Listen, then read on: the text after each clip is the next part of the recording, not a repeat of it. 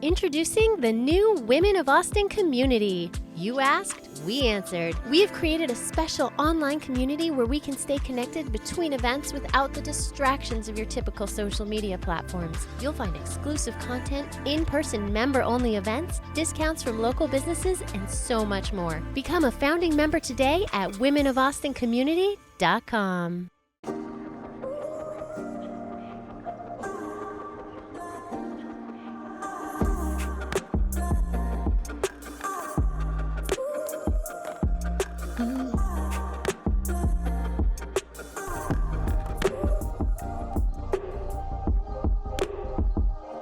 Hi, my name is Mindy Hofman. Welcome to the Women of Austin podcast. Today we have a great episode. We're going to be talking about taking risks. Let's get started. Hey, ladies, thank you so much for being here. Thank Mindy. you for having us. So we usually start with a warm-up question, and I would love it if you guys told us something that people would be surprised to know about you. Hi, my name is Sarindee Patel.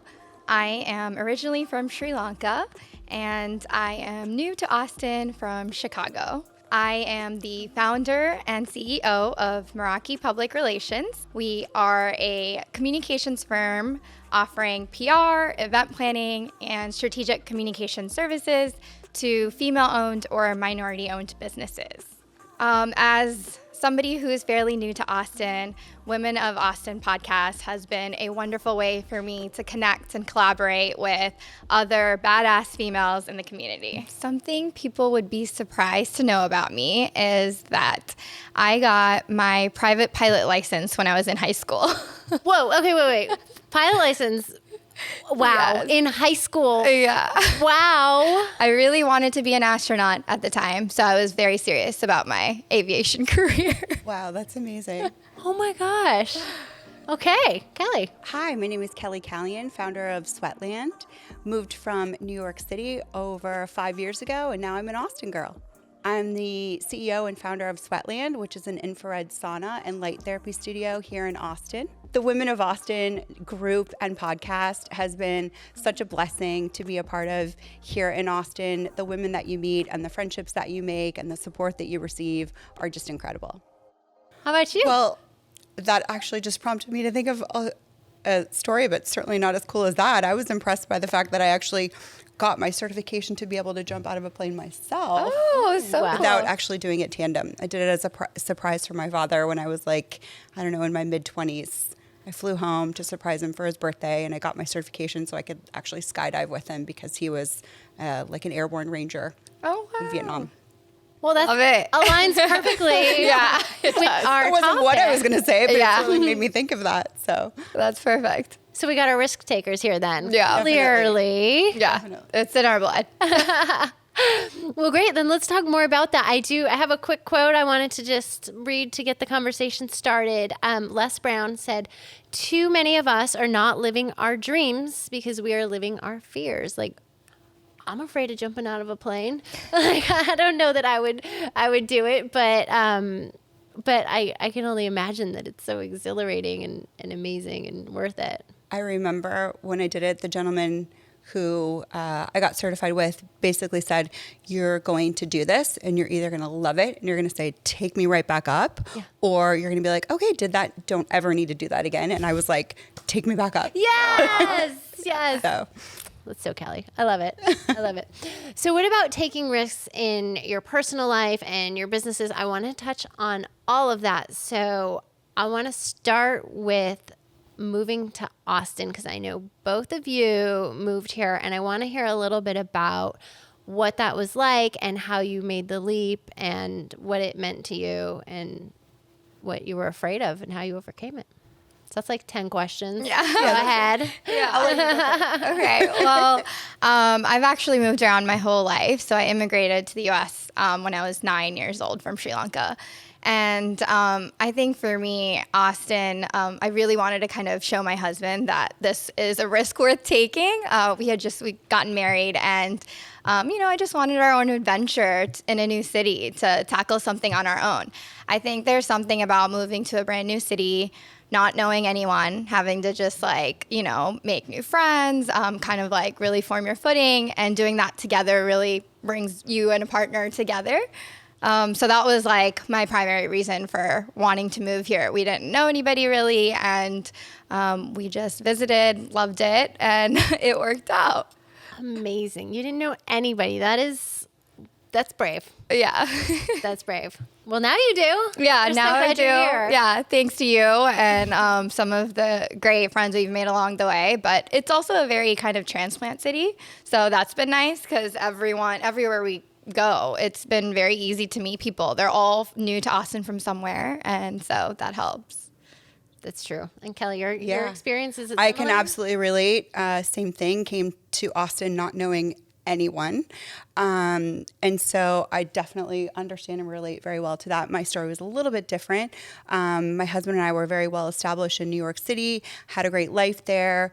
But once we had our son, we decided that we wanted a different kind of experience for him in terms of a place that he could grow up. And that was more similar to the kind of lifestyle that both he and I had growing up. We wanted a home with a yard and being, him able to ride his bike and play sports and do all the things that are really wholesome that I think a lot of the children in New York City kind of miss out on.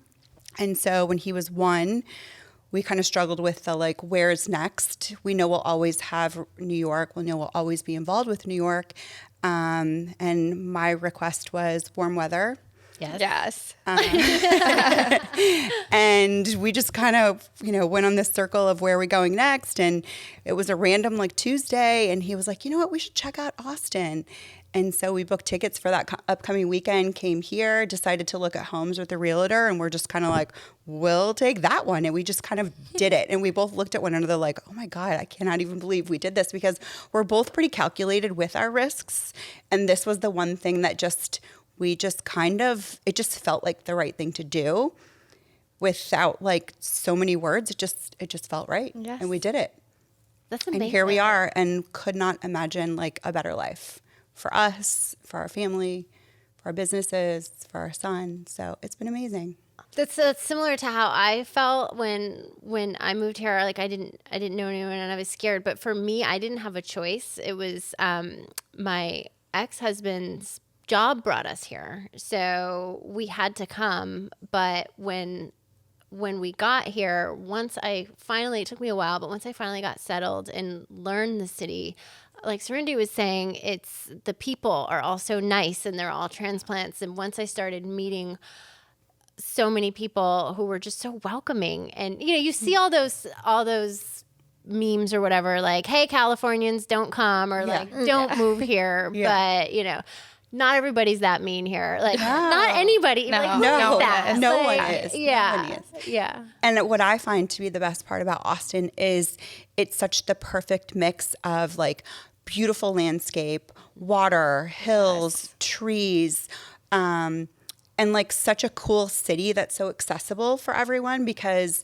everything is so close, but yet we've got great culture and incredible music and a great nightlife. And it's just it really checks all the boxes. Mm-hmm. And so I feel like we lived a really fun life in New York, but I never expected Austin to be this fun and so all encompassing. It's probably more fun than we had in New York, but we also have a great lifestyle for our family. Yeah, it's like a big city and small town vibes, both in one, which is great. Yeah. And you can go 20 minutes out and be in a completely different area, and there's hiking and there's live music, there's city. And the staycation part of Austin too is you can go 45 minutes, not even 30, 45 minutes, and stay at a beautiful resort that feels like you're on a vacation, where if you lived anywhere else, you would feel like you would need to get on a plane and travel to get there. But we have those 45 minutes in all directions of Austin that are incredible places. We were literally in Fredericksburg last weekend and then went to ACL. And I was like, where else can you do that? You can just go for a wine weekend and then also attend a music festival all within an hour. It's amazing. Definitely. Yeah, no road trips, no airplanes. Yeah. Just go from here to there. Yeah. I like let's see, Lost Pines is a fun one, and then Horseshoe Bay Resort. Yes. That's a really nice one, and I'm sure there are more. Yeah. So I was thinking of Lost Pines when I thought of that, because it's such a great place for the kids. There's water slides and lazy rivers and horseback riding, and it's Golf. 35 minutes away. Yeah. It's amazing.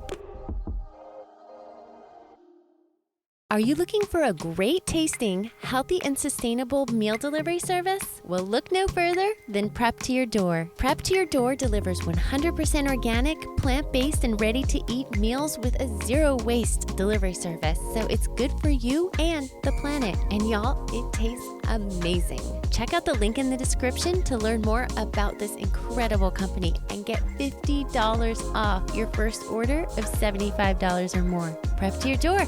Better for you and better for the planet.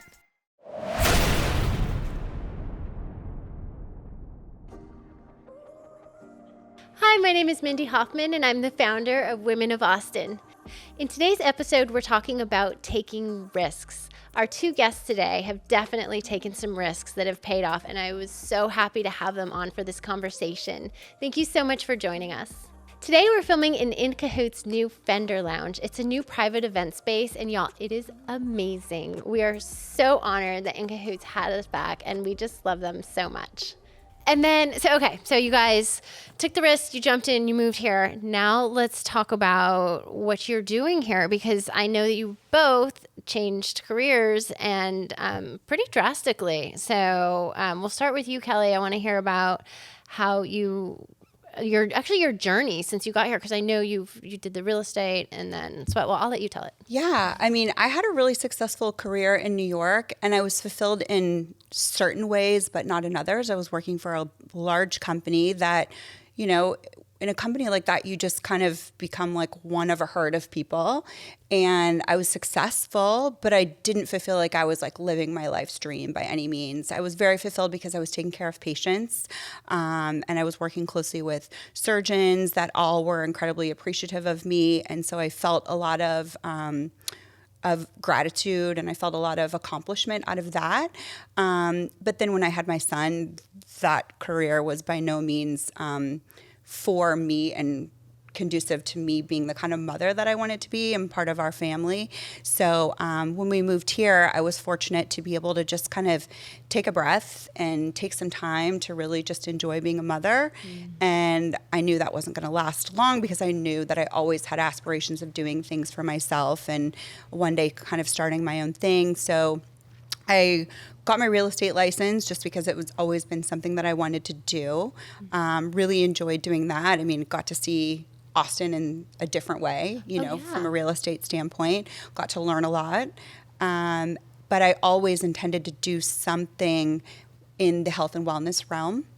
And so I was kind of on my own healing journey after surgery that I had, and ended up utilizing infrared saunas as part of my healing journey, and kind of stumbled upon something and was like, okay, like this is what I want to do. And my husband being, a serial entrepreneur and an attorney and very good with opening businesses and scaling businesses, I took the idea to him one day, and he was like, this is incredible. Yes, you're going to do this. Let's make it happen.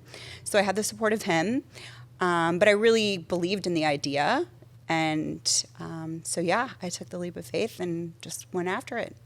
And here I am. And you just had your 1 year anniversary? Just had my 1 year anniversary, September 7th. But the idea happened actually pre-COVID. But because of COVID, it took just a little while to actually put it in place. We had a lease sign. Well, we were in the process of signing a lease. And it happened to be the day that the president said, if you leave the country, you cannot come back in. Oh, right. Then I remember that. We were on a plane. Oh. My husband was asleep. My son was asleep. My mom was asleep. We were on our way to Morocco, actually, for spring break. And that's back when we were ignorant and thought that COVID was just a flu. Yeah. So, But and next thing I know, all these people started getting off the plane, and I'm thinking like, what's going on? This is more than just people like finding a better seat to like sleep for the night. And finally I kind of asked someone like, what's happening? She's like, you didn't hear? If you leave, you're not coming back. And I was like scrambling, waking up my husband, waking up my mom. And, you know, when you're a mom and you like do an overnight flight to another country, you've tucked away all of your stuff and you're like prepared and you're like unpacked for the flight. So that was a scramble. But yeah, my husband was supposed to sign the lease as soon as we got Wi-Fi on that trip. Oh. And we didn't, which ended up being a blessing because that original space just wasn't meant to be. And now where we are is absolutely meant to be. And I couldn't have asked for kind of a better scenario and how it all played out. Wow. Yeah. I love Crazy that. story. It's crazy. It just shows like how the world works in such like serendipitous ways, and timing is everything. And like when something doesn't feel right, I remember he said to me, he's like, why are you hesitating on this? Like, what's going on? I'm like, I don't know. There's just like something that's just like telling me to put pause. Yeah. And sure enough, when things fell into place, it all just kind of happened in the right way. Wow. That's incredible. What about you? Yeah. I mean, lots of similarities, of course. But I did know that I was meant to be sort of in this industry for a long time. So I studied PR in school, and I started working at an agency, and I've made a career out of it. So for the last 10 years, I've been doing events in PR, but for mostly big tech companies. So I was at Yahoo, Verizon, Amazon, and big tech companies. And I always loved what I did, just the power of storytelling through, whether it's through PR or events. But I just didn't love who I did it for. And I just knew that eventually one day when I felt confident that I had kind of mastered the craft, I would launch my own business. I think that's something I wanted since I was a little girl. My dad was a business owner, so I feel like it's ingrained in me. And then, something about Austin, like I moved here, the energy of the city, the people I've met, I was like, you know what, it's now or never. Like, it's time. I really want to, make this happen and see where it goes. And if I fail, then I would have learned a lot. So I just went for it. And we launched a week ago, honestly, officially. And it's been amazing. I already have a couple of clients, and so we only take on female-owned or minority-owned businesses. And I just really wanted to make it a point to do that after working in a field that is, a male-dominated industry, to just give a voice to those who aren't really represented or get a fair shake in the media. So, it's been amazing so far. Excellent. That's important too, that you're doing that. And that's nice that you stopped and looked at what you didn't like with what was going on, and you just created something yourself where you have control, and that's beautiful. When I started, I had a lot of people who, I went to advice or would look at my business plan, and they would tell me like, well, are you sure you want to like narrow this to just like a certain demographic? Like, what if you get a really cool client? Could be risky. And, you don't want to close yourself off. But, for me, like my whole mission is just so rooted in giving people who normally don't have that opportunity that for me, it was like worth the risk of not getting as many clients. Even if I had, 2 clients who were just like female owned or minority owned businesses, that would make me feel more fulfilled than having 100 clients that I'm not really helping, make a difference. So, do you think that it's easier than to take the risks for both of you? Because like Kelly, you knew that you were opening a place that was going to help people heal. And then Sarindee, for you, you knew that you were representing underrepresented people. So I have to imagine that makes it a little bit easier, but still scary. Definitely. I mean, when I think back to like my previous career, I was also helping people, but I was working for like a huge corporation. And in any situation like that, you run across these people that are like the shameless, like self-promoters, right? And with Instagram, and I think the younger generations, like they're so used to that, but sometimes there's not a lot to back that up. And to my own, probably, I don't know what the word I'm looking for is, but I was never like that. I had a hard time like self-promoting myself. For me, it was always just like, I'm just going to be a doer, and I'm just going to make things happen, and I'm going to prove to myself and to others that I'm going to be successful, and I'm going to accomplish the sales goals or whatever the goals were. But it was like, a weird place to be when you are surrounded by those kind of people. And the interesting thing is when you take on this risk to do this for yourself, you have one person to prove yourself to. Yeah. And that's yourself. Yes. Yeah. And I always knew that I was more than capable of doing whatever it was that I set my mind to, that I was passionate about. And so in this situation, like, it's just me that I have to prove myself to. And like I said, when you believe in yourself and you believe in your mission, like, that's all that matters. 100%. And the rest will just kind of back it up. Yeah. You know, your people will see that. Yeah. So what I'm kind of gathering from this conversation is that if you're thinking about taking a risk or doing something different, then it makes it easier. Like, listen to your heart, listen to your intuition. Is that what I'm getting? That you're more likely to succeed rather than just taking a risk because, like, I'm going to take this job because I might make, $1 million a year, but Yeah, I think if you know you're what I'm really saying? aligned with, what you feel in your soul or like a calling or a purpose, you should lean into that for sure. And that's different for everybody else. But another thing, I guess, for me personally is when I do get a little bit scared, whether it's with moving or just launching this, and I get a little bit like imposter syndrome or is this the time? I think about my parents. Like, they literally took the biggest risk of all, just like moving here. We're to a brand new country. They didn't know anybody, like, launched the business from the ground up, gave us the most amazing life. And I can't imagine all the sacrifices they went through. It's incredible. And I think whatever risk I take, it's going to be nothing in comparison to what they have already been through and been able to prove to me. And I want to give that same sort of, advice and encouragement and empowerment to my children one day, to like really be able to look at them and say, like, no, you can do anything. Yeah. And because I did it. And so that is like a very driving force for me, I think. I would agree. I think that I'm fortunate to also be in a position where, my husband is incredibly supportive and encouraging. And, I grew up, I'm considerably older than you, and I grew up in a time where, like, my parents didn't have the opportunity to go to college. I think I was like the first one in my family to go to college. And I remember what was driven into me was just what you said. You can do anything you set your mind to. Like, you are more than capable of doing anything so long as you put in the time and the effort and you believe in yourself. But also the kind of tone at that point was like, always make sure you can take care of yourself. Like, make sure you get a good job. Make sure you have a successful career where you know that you can always take care of yourself. Yeah. But like, I feel like I did that through my like younger 20s. And I was fulfilled to some degree, but I also realized, wait a minute, like, it's not just about making sure that I have a great job that I can take care of myself. That needs to be taken a step further. Mm-hmm. It needs to be doing something that I'm passionate about. It needs to be doing something that I'm going to be fulfilled by, doing something that, like, I'm actually going to enjoy doing every day, and I kind of create my own destiny. Yes.